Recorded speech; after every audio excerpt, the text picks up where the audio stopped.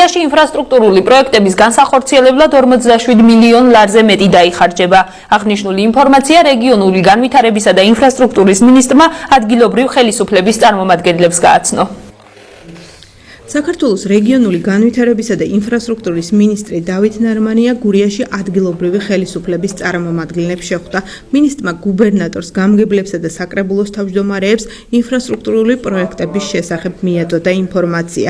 სამინისტრო 2014 წელს გურიის რეგიონში საავტომობილო გზებისა და წყალმომარაგების სისტემის მშენებლობა რეაბილიტაციას გეგმავს. ჩვენ ვსაუბრობთ იმ მიდგომებზე, რაც აუცილებელია იმისათვის, რომ ინფრასტრუქტურული სამუშაოები მოწესრიგებულად განვახორციელოთ. ეს არის პირველ რიგში პროექტების სწორად შედგენა, ანუ საპროექტო სამუშაოების მოწესრიგება. მეორე მნიშვნელოვანია თვითონ სამუშაოების შესრულების დროს ხარისხზე განსაკუთრებული აქცენტის გაკეთება, ამიტომ გვექნება საუბარი როგორც ფინანსურ მხარეზე და პროექტების ადმინისტრების ნაწილზე, ასევე ტექნიკურ მხარეზე, ანუ პროექტების სწორად შესრულებაზე ხარისხობრივი თვალსაზრისით. ეს არის ძალზედ მნიშვნელოვანი პროექტები, იმიტომ რომ ყველას კარგად მოგვეხსენება ინფრასტრუქტურის გარეშე არსებობს ბიზნესის აღორძინება, აქედან გამომდინარე გავიარეთ ყველა ინფრასტრუქტურული პროექტი, რომელიც უნდა გაკეთდეს რეგიონში, სამივე მუნიციპალიტეტში და ვნახოთ მომავალი გვიჩვენებს. რასაკვირველია, ეს არის ძალზედ საინტერესო პროექტები, ძალზედ დიდი თანხა გურიისთვის გამოყოფილი,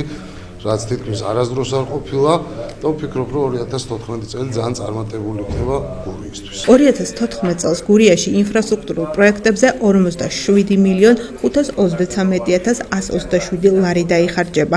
აქედან 39 მილიონ 42,500 ლარის სამუშაოებს რეგიონული განვითარებისა და ინფრასტრუქტურის სამინისტრო უზრუნველყოფს.